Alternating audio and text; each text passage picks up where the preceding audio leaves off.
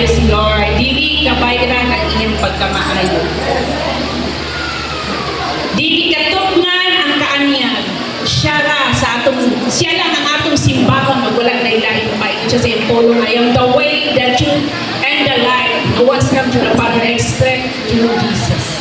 May buntag sa tanan. Musigit ang malaogon ng hallelujah!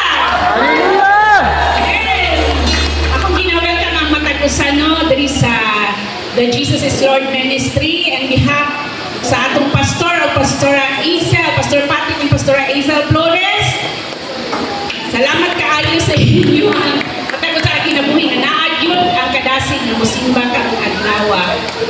O sa atong mga bisita, atong tawagon, palihog sa pagtindog, si Donna May Carinyosa. Sa pagtindog, Francis Anahaw, Belma Bualan, Sammy Lanutan, Mariel Kate Anahaw, Cyrus Bualan, AJ Bualan,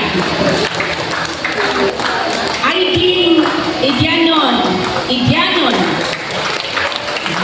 Rachel Ann Panduyo, Chantal Idyanon, Christian Malon, amen, Leilani Bayo, amen, of Shaira May Tinahora. Sige no, atong abi-abi ng ato ang mga bisita, ang tuo mo sa wala o ang wala mo ato sa tuo. Atong pangmustahon atong mga kaigsuonan. Praise the Lord.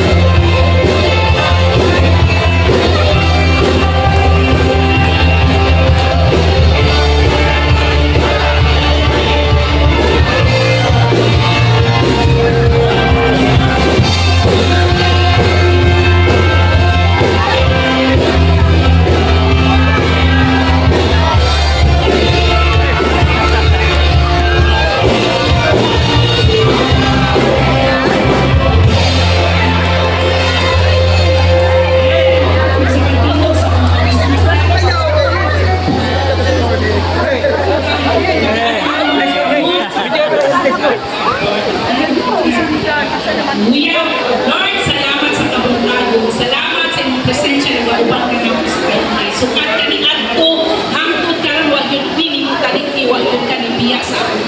Salamat sa inyong gugma, na walay pagubad, hindi ka na mo matukig, Lord, kung sa kakadakhanan mo, God. Salamat sa gugma, salamat sa grasya sa kinabuhi. Bisan pa man, Lord, sa mga bisita, O God. Lord, hindi sila magpabilin nga bisita.